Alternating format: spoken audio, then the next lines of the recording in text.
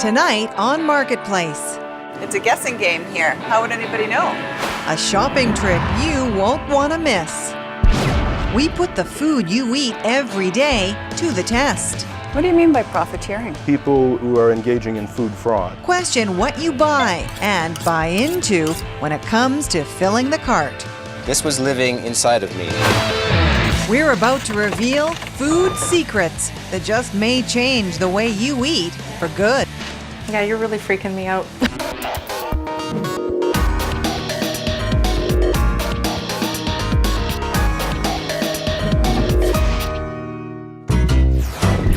Ready to go shopping?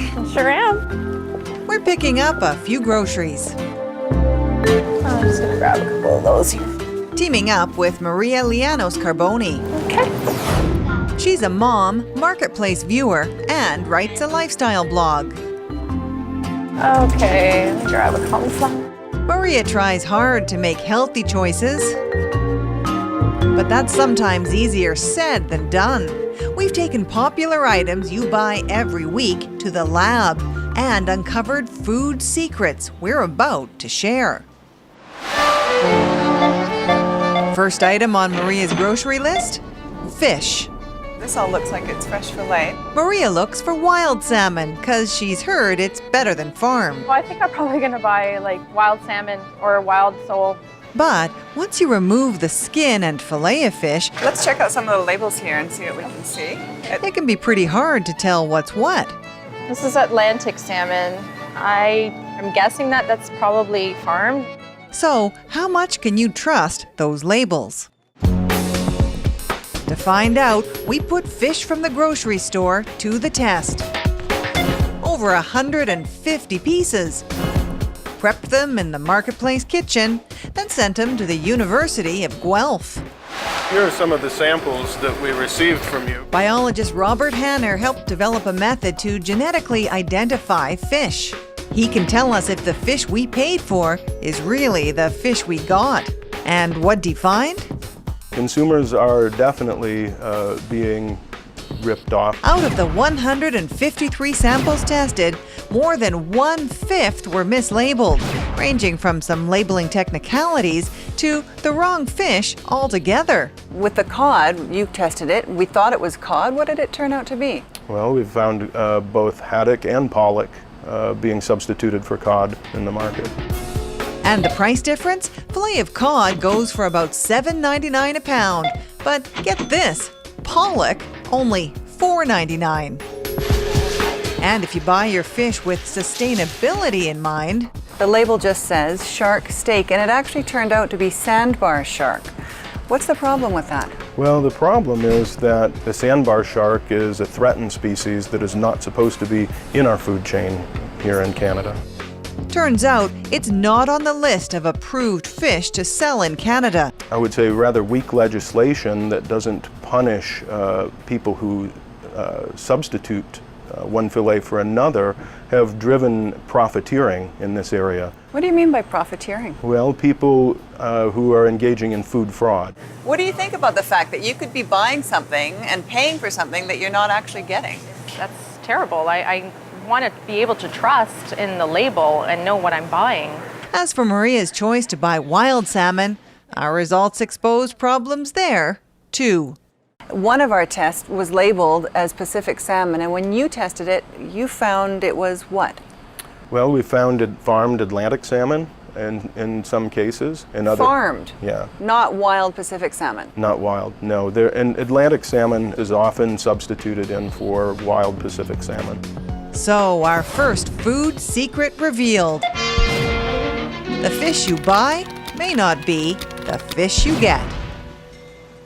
You're making a choice, and yet it turns out that that choice may not be accurate. Right, I'm trying to make a healthier choice. And if I'm thinking I'm buying it, but I'm really not, yeah, that's gonna really upset me. That's why other countries are using DNA testing to prevent fish fraud. But in Canada, we're not doing enough, says Hanner. It is disappointing that it was developed here in Canada and hasn't become part of our policy first. We asked Health Canada for an interview to ask what's being done to fix all this mislabeling. All we get is a statement saying the Canadian Food Inspection Agency is developing a plan to verify that fish in the marketplace is appropriately labeled. So you're gonna grab some fish? Yep, I'm gonna get this wild salmon. Okay, let's hope that's what it is. Next up on Maria's shopping trip, beef. We sure eat a lot of it, about a pound a week each. Okay, what kind of beef do you like to buy? My husband really likes steak, so I tend to buy T-bone or strip sirloin, How does your husband like it cooked? just on the grill. Okay, how's that look? Yeah, these are good. But it's what Maria can't see that we're about to shine a light on in our next food secret. For that, my co-host Tom Harrington Where's the beef? In the box. teams up with food safety expert Rick Hawley at the University of Manitoba. What do you think? Is this going to do? Oh, absolutely. This will just be fine. Fine for a piece of equipment used in processing a lot of the beef we eat, something called a mechanical tenderizer. Okay, we're in business. Needles inside this machine are used to penetrate deep into the meat to make our steaks and roasts more tender. But this microbiologist says that process also increases the chances of making us sick. So, how risky is it? We're going to massage the meat, are we? Yes, we are. Oh, look at this. We started by slathering the beef with a special orange dye. So the orange gel here is essentially replicating E. coli sitting on the surface of the meat, right? Exactly so. In the dark, this gel will show up anywhere it's spread. All right, let us feed the beast. That's good, Tom. The needle marks soon disappear, but we'll still be able to see any gel that gets pushed inside. Turn the lights out, please. Oh, look at that. So we're in there in 2 centimeters, 3 centimeters. Scary enough seeing gel pushed into the meat. And when we repeated the test using real E. coli, 10% made it deep inside. Is that enough to make somebody sick? I would have to say it probably would be.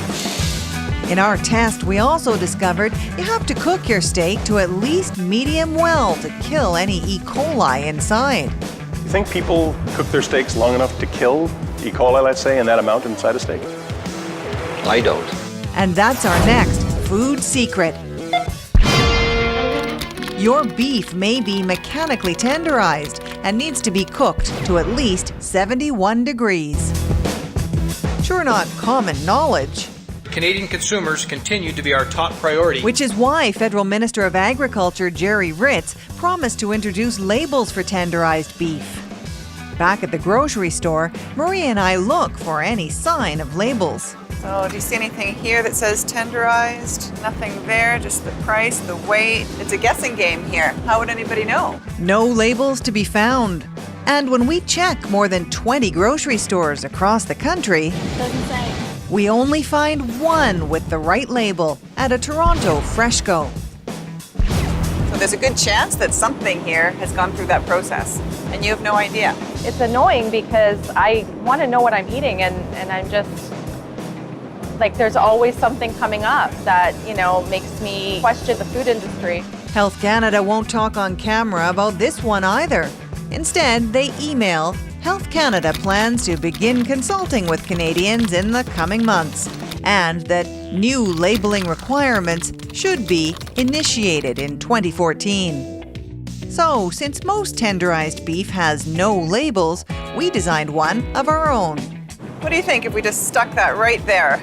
This meat has been mechanically tenderized and you should cook it to a minimum of 71 degrees. Wasn't hard to come up with, but Canadians, it seems, will have to wait. When we come back, Mommy, what's for dinner tonight? the safest way to make your family's favorite meal. And a popular lunch meat comes clean. Or does it? That does surprise me, actually.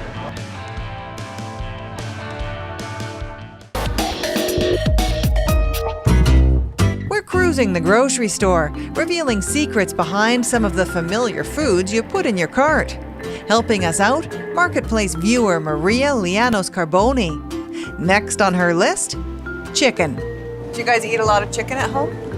We do. I try to mix it up. Chicken's the most popular meat in Canada, So farmers want to grow them big, fast. I often wonder with larger ones what they're feeding the chickens to make them grow so big so fast. So you're concerned about what they might be getting as they're being raised? Right. And when we reveal our next food secret, she may be even more concerned. All done. But first, There we go. back to Maria's. Mommy, what's for dinner tonight? Maria's extra careful when she preps chicken because she knows bugs like salmonella can make you sick. But she doesn't know just how sick. At McMaster Hospital in Hamilton, we meet up with a guy who found that out the hard way. I'm a pretty healthy guy. I'm in good shape. I exercise and I do all the right things. And this hit me really hard. Jerry Wright was sick from food poisoning for months. IV antibiotics weren't working. I guess about 24 hours after I was at the hospital, they called me up to tell me, oh, guess what? That you have salmonella growing in your bloodstream, and this is why you're so sick. Turns out he'd been infected with a strain of salmonella resistant to antibiotics, a superbug. How serious is that? Well, you can die from sepsis. So why are bugs like this becoming resistant? Because farmers give the same antibiotics we use to animals like chickens to prevent disease and to make them grow bigger faster. The problem is, the more drugs used, the more resistant the bacteria on chickens get, turning them into superbugs. To find out how often these superbugs end up on grocery store chicken, Marketplace put that to the test, too. Chicken leg, perfect. Bought 100 samples of chicken and took them to the lab for analysis. What we found, 2/3 had at least one superbug. Get sick from one of them, some antibiotics may not work. After you. Jerry Wright says our test results should be a real wake-up call, and he would know. Not only did he get sick from one of these bugs, he's also the head of infectious disease research at McMaster University. This was in your bloodstream. This was living inside of me, yes. Stronger antibiotics helped Wright pull through, but he worries we're running out of options. It's the bugs against the drugs, and the bugs are winning. And worse news, recent studies show the number of some superbugs on chicken is on the rise. So take note of our next food secret. Your chicken may be contaminated with superbugs. Honestly, I thought our food industry was a lot better here. I was watching you prepare your chicken today. Yeah. How confident are you that you didn't get cross-contamination anywhere? I usually am pretty good with that, I think, anyways. So what will she think of our next test when we ask 2 volunteers to do the same thing Maria just did, cook some chicken? I'm going to grab some chicken here.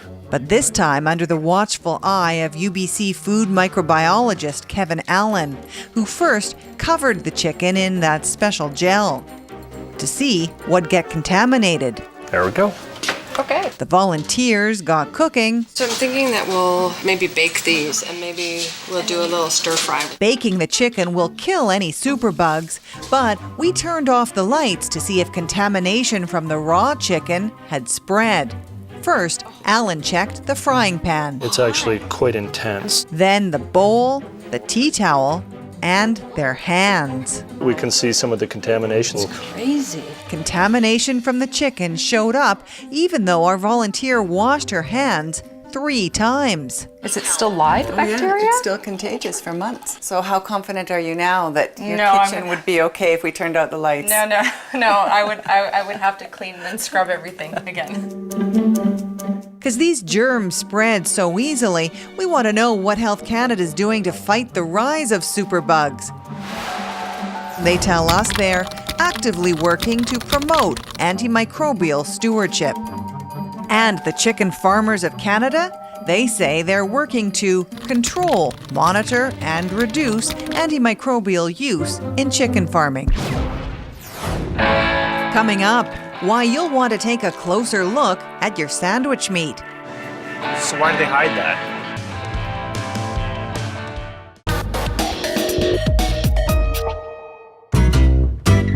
putting some of the most popular foods we eat to the test, revealing food secrets some might prefer you might not know.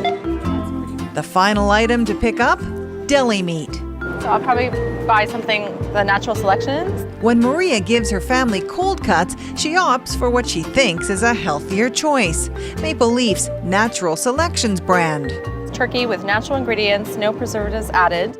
No preservative sounds good to her because she wants to avoid nitrites, a common preservative. And no wonder, nitrites may be one reason deli meat's been linked to cancer. Important to Maria because what she buys here Okay, I'm gonna make you guys some turkey sandwiches for tomorrow. okay. Goes in her children's lunches here. At first glance, the deli meat Maria bought appears to be preservative-free. But, look closer. Beyond those naturally occurring preservatives and nitrites in the ingredients? Yep, see that simple-sounding ingredient, cultured celery extract? It's actually a nitrite by another name. But do people get that? Not most of these shoppers. My assumption is that they would be trying to suggest that this is better for you. I looked at the cultural celery extract and I figured, okay, it's dehydrated celery, not too bad. I think it's misleading. And that's our final food secret. All packaged deli meats have preservatives. You're a savvy shopper. You read labels, and even this wasn't clear to you. Yeah, it definitely went under the radar for me. You feel deceived. Yeah, I do. Maple Leaf tells us they provide information so that consumers can purchase food that is right for them. But changes may be coming. We learn the Canadian Food Inspection Agency is reviewing the use of certain claims on deli meats made with the cultured celery ingredient.